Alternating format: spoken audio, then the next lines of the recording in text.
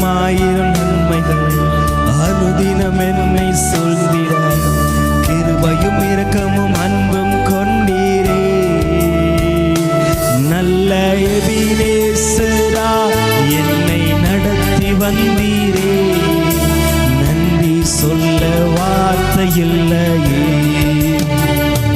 நல்ல எபினேசரா என்னை நடத்தி வந்தீரே. நன்றி சொல்ல வார்த்தை இல்லை.